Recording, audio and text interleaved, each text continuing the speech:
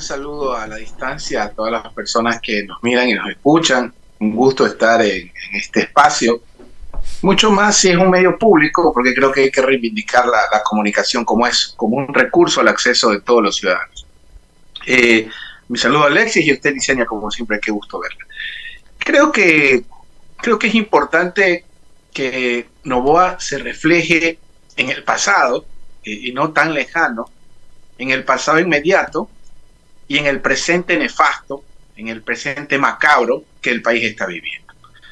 Porque si lo hablamos en términos de sísmica, uno diría, bueno, Moreno, Moreno fue un terremoto de 6 grados, Lazo fue uno de 8, de 7, y si Noboa sigue la tradición de su tendencia, ya sería un cataclismo, digamos, si siquiera la traición. Entonces, creo que el primer paso es no hacer lo que hizo el anterior.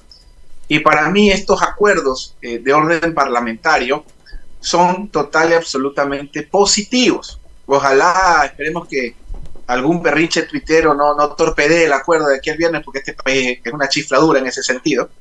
Pero en todo caso, eso en el aspecto legislativo. Ahora, algo que hay que recalcar, y esto es importantísimo, cada vez que yo escucho algún medio de comunicación, analista, periodista, en distintos foros que tenemos el honor de poder ser tomados en cuenta, y nos hablan de este colapso o de este boicoteamiento, ¿cuál sería la palabra? Bueno, este boicot que hizo la asamblea, digamos, entre comillas, contra el gobierno de Guillermo Lasso en su efectividad.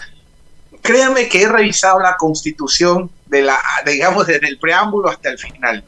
Y quisiera pedirle a algún experto que me ayude en ese contexto, porque yo no soy ni constitucionalista, pero yo no he encontrado una vocal, así, una coma, ni siquiera de manera tácita, nada que insinúe medianamente, por ejemplo, que la seguridad sea responsabilidad del Poder Legislativo, por ponerle un ejemplo. Entonces, yo no sabía, por ejemplo, que Zapata tiene que pedirle o tenía que pedirle permiso a la Asamblea para comprar chalecos, por ponerle un ejemplo, ¿no?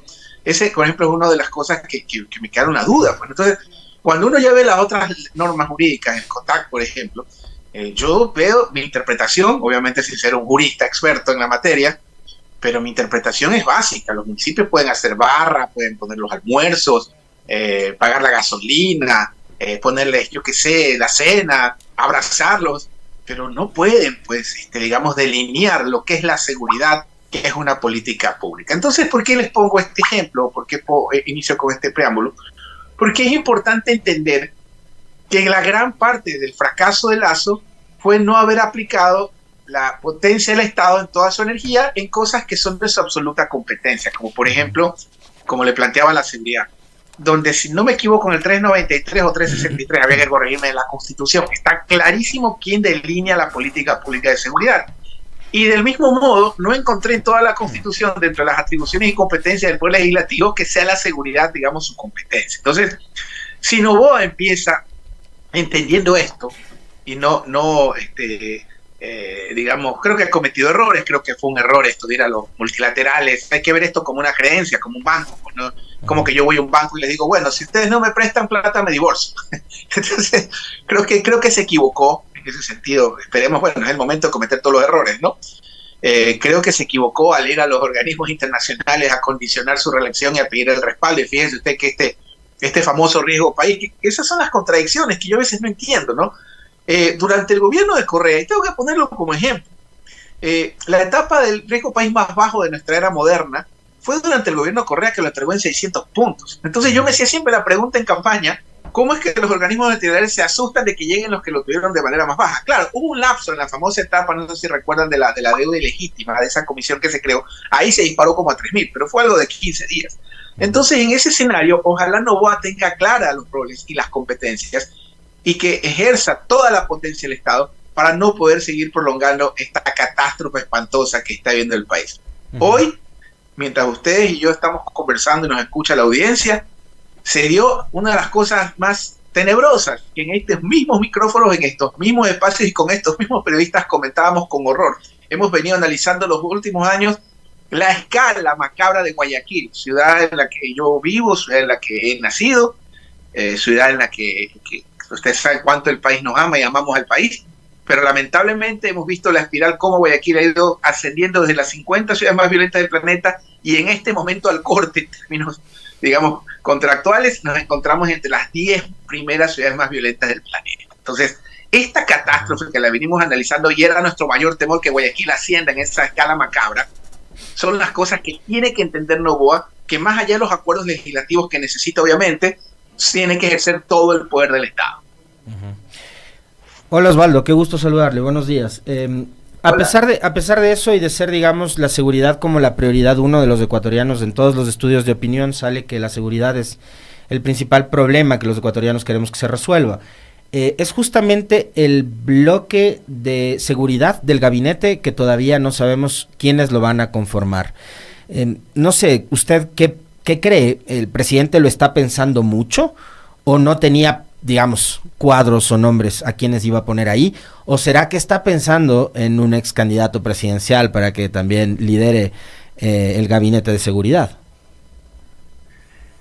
Yo creo que hay que entender la seguridad, y ojo, puse la seguridad como un ejemplo, y le hablo de la política exterior porque ahí sí literalmente cancelo la entrevista porque me pondría a llorar, ¿no? A ver, yo creo que la seguridad hay que abordarlo como lo que es. Y yo no soy por si acaso Alberto Ajic para venir a hablar de todos los temas, ¿no? Pero yo creo que la seguridad hay que abordarla como es. ¿Y qué es la seguridad de acuerdo al marco normativo de nuestro país? De acuerdo a la Constitución, la seguridad, palabras más, palabras menos, es una política pública que es delineada del Poder Ejecutivo. Entonces, partamos de ese punto. Es una política pública. ¿Qué significa una política pública? Sí, porque esto del menos Estado ya ven a dónde nos llevó. Y afortunadamente, bueno, parecería que en Argentina ya está reflexionando esto el pueblo argentino, pero bueno, ese es otro tema de discusión. La seguridad es una política pública y como tal es delineada por el Poder Ejecutivo. ¿Quién es el Poder Ejecutivo? La Presidencia de la República, que es quien la va a encabezar, el presidente electo dentro de poco, presidente en funciones Daniel Noboa. Esta estrategia de esta seguridad requiere de una estrategia que debería tener 3 aristas o 3 puntos. El primero, un, digamos, liderazgo, que es lo que creo que es obvio que no existió, ¿no? Primero, un liderazgo, ¿ya? No sé si va a ser un ex candidato presidencial, si va a ser el propio presidente, creo que eso es irrelevante, sino la ejecución del mismo. Primero, requiere liderazgo. Segundo, y esto es importantísimo, requiere de presupuesto, ¿sí? Hasta el año 2017, entiendo yo, más o menos, se invertía casi un 4% del Producto Interno Bruto en materia de seguridad. Hoy no llegamos al 3%. Entonces vamos analizando esos temas. Segundo, recursos. Y tercero, y creo que es lo más importante, la ejecución o la estrategia. Y mire, yo no soy hincha de El Salvador. Esto yo no creo que se resuelve construyendo la cárcel más grande del planeta, haciendo morir de hambre por inanición a los presos. Por ahí no creo que va. Esto se resuelve con más áreas verdes, con más universidades, con más escuelas, etcétera. Pero hay algo que sí es interesante del ejemplo de El Salvador, y esto lo rescato, que la solución viene desde el Estado. Ese es el primer punto. La solución viene desde el Estado. Y segundo, la inversión. Y estos son datos. Esto no es percepción, esto no es Twitter, esto no es mi imaginación. ¿Ya? La segunda, este no es el chat de las tías del WhatsApp.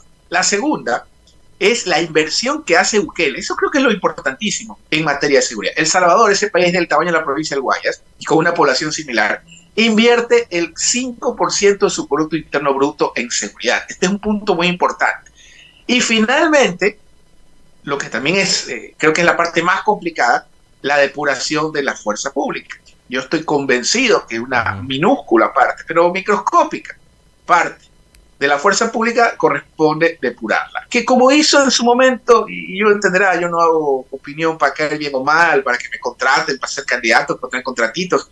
Creo que la opinión pública es para pensar y para analizar y debatir, ¿ya? Y yo creo que hay que depurar la fuerza pública como se lo hizo en el Ecuador a partir del 2010 al 2013, donde salieron casi 2.500 efectivos de la fuerza pública. Entonces, todo esto son datos que hay que analizar. Yo creo que hay que hacer una depuración de la fuerza pública y hay que regresar, porque nuestras Fuerzas Armadas creo que tienen un espíritu glorioso desde el mismo CENEPA y todas las gestas heroicas que hemos tenido desde Tarqui hasta la fecha. Del mismo modo, nuestra policía creo que requiere el respaldo, digamos, del gobierno y obviamente una depuración interna como toda la fuerza pública. Creo que esos son los 3 pasos fundamentales: liderazgo, presupuesto y una depuración. Y en ese contexto, llevar a cabo, porque ya lo que estamos viviendo, y eso que le pongo el ejemplo Guayaquil, ni le cuento Esmeralda, ni le cuento Quevedo, y grandes regiones del país que no están en los indicadores o en los rankings o en los institutos, porque este tipo de datos se los toma con ciudades sobre los 100.000 habitantes, pero hay ciudades en el Ecuador pequeñas que ya son calificadas las más inseguras del planeta. Entonces un país que es el más inseguro del mundo en materia de crecimiento de la inseguridad, un país que no está en guerra, ¿sí? Un país donde han muerto aproximadamente 500 niños, esto ya parece el ejército israelí bombardeando niños en hospitales, ¿sí? Un país que va a cerrar el año entre los países como el país más violento de la región y en ascenso, requiere obviamente medidas emergentes, y para eso, le digo de entrada, señor presidente, y quien lo rodee, no necesitan del poder legislativo. Si nosotros entramos a esa espiral de echarle la culpa a todo el mundo, yo creo que ya el país iría a... En ese sentido, Osvaldo, se necesitaría un giro quizás porque, a ver, yo coincidiendo totalmente con el tema de la depuración que es necesaria en la fuerza pública. Eso no vamos a conseguir si seguimos poniendo coroneles, generales retirados que tienen muchos compromisos con sus ex compañeros de uniforme. Entonces, se necesita un giro, quizás profesionales que vengan, no sé, desde la academia, desde otros sectores, que estudien la criminología, el fenómeno de la inseguridad, desde otros sectores. Quizás por ahí podría ir el giro. Es que usted acaba de dar un dato que para mí es terrorífico, el silencio de la academia. A veces me da la impresión de que las universidades privadas están más preocupadas en autorregularse y las públicas en que les den recursos. Lo que pasa en Ecuador es de loco. Sí. Mire, en el año, y esto es importante, vea, yo no conozco al señor Correa, le comento, nunca lo he visto, solo en televisión. No fui parte de su gobierno, no fui contratista del gobierno de Correa, ni lo quiero ser, ni lo quiero conocer, lo digo con respeto. O sea, para mí es un actor político y yo no hablo ni bien, como le digo a mis alumnos, uno no habla ni bien ni mal de política, solo describe hechos políticos. Pero usted sabía que el 22 de junio, habría que esto solo, yo soy como los gringos, te dicen el verano de tal año porque no se acuerdan la fecha.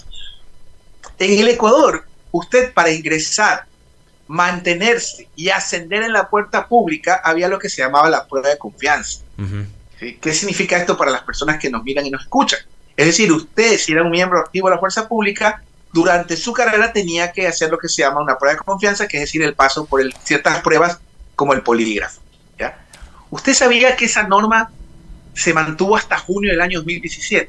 Así es. ¿Sí? Es decir, al mes que salió Rafael Correa, o el gobierno de aquel entonces, para que no me digan que aquí, porque usted ya sabe cómo son sus trolls que tiene ahí de planta al servicio de todo lo que usted dice, hace, bueno, piensa, ¿no?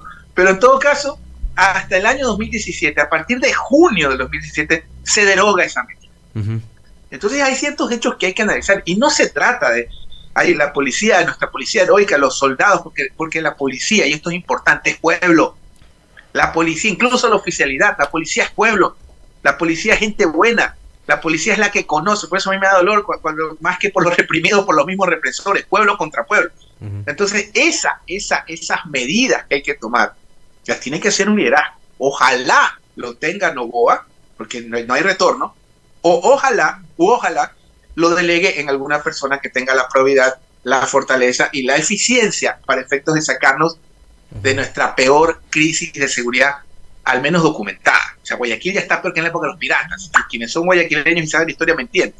Guayaquil ya está peor que en la época de los incendios, de acuerdo a los temas estadísticos. Entonces, ¿qué es lo que tiene que pasar? ¿Sí? Aquí estamos viendo en un país donde la vida no vale nada, donde matan niños, donde usted conoce perfectamente Guayaquil, querido Alexis. Usted, no hay ninguna diferencia entre la entrada de la 8, que siempre fue una zona roja, o estar en Plaza Lagos almorzando. Usted puede ser víctima de una bala perdida. Una cosa que me ha llamado la atención, Osvaldo, así como para comentarle experiencia, en el feriado de noviembre fui a verle a mi hija y fui por tierra. Ingresé por Durán, ¿no? E ingresaba 2 de la tarde. 2 de la tarde los negocios cerrados en Durán. Y 3 tanquetas repletas de militares patrullando Durán. A las 2 de la tarde mientras los locales estaban cerrados. Y hablamos de una ciudad que también es industrial, es comercial como Durán. Acuérdese, Alexis, que yo soy de Durán también. Yo viví ahí 40 años casi. Ahí vive mi madre. Lo de Durán es de llorar. Lo de Durán, un polo, como usted lo plantea, un polo industrial. La vecina, digamos, natural. La otra orilla de Guayaquil. Lo que pasa en Durán es inenarrable, espantoso. Y a los también, no solo eso, El caso de Esmeralda, pues. Claro. Ahorita están regalando, no rematando, regalando propiedades turísticas donde la gente de Quito vacacionaba. Ya usted consigue departamentos en nada por la inseguridad. O sea, lo que está pasando en el Ecuador, y sobre todo Guayaquil. Guayaquil fue golpeada en la pandemia, especialmente su marca ciudad, que hay que reconocerlo, que en eso trabajó mucho Nebot, con doña Gloria a la cabeza, ¿ya? Que tomó décadas un poco trabajar estos temas de marca ciudad de Guayaquil.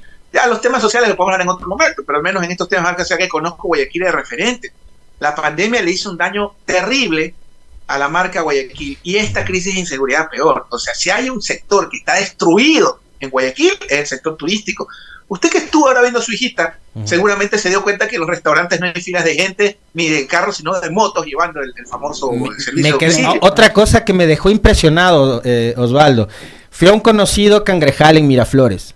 Era un búnker. Yo pensé que ya estaba cerrado. No, pues era un búnker. Tenía un cerramiento hasta arriba y uno tenía que ir y hablar con el guardia para que le dejen ingresar. Usted sabe a cuál me refiero. Pero me quedé impresionado, el tema de la seguridad. Dígale para irnos a comer por canje. No, esos son los influencers. Mire, usted que toda su vida hace... Usted es casi guayaco, ¿vale? Casi. Por lo menos yo lo declaro a guayaco honorario en todo caso. Acuérdese usted, en nuestras juventudes, aunque creo que usted es más joven que yo un poco, acuérdese cómo era Urdesa. Claro. Acuérdese el gusto que era uno caminar en el verano con los árboles cargados de flores amarillas, árboles nativos. En eso sí le critico a Nebot, que nos llenó de palmeras espantosas, ¿no? Luego como que retomaron el tema de los árboles nativos. Pero acuérdense cómo era Urdesa, lleno de ceibos, lleno de estos árboles. Es que hay tres tipos de árboles que botan flores amarillas. Uno es el huaycán. Pero cómo era Urdesa, pues. Caminar por Urdesa era un delirio, era un placer, era hermoso. Ahora caminar por Urdesa, usted ve una moto y literalmente no se tira al piso. Tú no comes, pues estás así. Eso no es vida. Entonces a Noboa, al presidente Noboa, al presidente electo, él no puede pasar de ser el hijo de Alvarito al nieto de Lazo. Él debe ser el presidente Noboa. Y esas cosas, la historia no te las regala, te las ganas. Y ojalá, ayer me decía un amigo, tengo terror, hermano, presidente de 35 años con ministro de menos de 30, qué miedo, vámonos. No, tengamos el beneficio de la duda, sí. Y se lo dice a alguien que no tiene la menor aspiración pública que no sea estar al día con sus rentas, que me imagino que usted también todavía no termina de pagar el del año pasado, el más alto de la historia, ¿no? Entonces, yo creo que es importante en ese contexto tener eso. Querido Alexis, tengo que abandonarlo, ya me está llamando su colega, botando espuma. Sí, sabemos que tiene otro compromiso, Osvaldo. Muchísimas gracias por habernos acompañado. Solo rápidamente le pido que me responda esta última pregunta, en el sentido que ¿qué aporte le hace la vicepresidenta Verónica Abad al reunirse con el partido de ultraderecha de Vox en España en estos momentos de transición en Ecuador? Te lo voy a decir en pocas palabras. Creo que la política más transparente, y ojo, y no estoy siendo irónico ni sarcástico, la política más transparente y más honesta de este país se llama Verónica Abad, porque nunca nos mintió. Nunca nos mintió. Ella se ha mostrado tal cual es, toda su vida fue así. Yo la conozco, le tengo aprecio y respeto, y creo que por lo menos, para mí Vox es impresentable, pero Verónica nunca nos mintió. Un gran abrazo, como siempre, y siempre a la hora.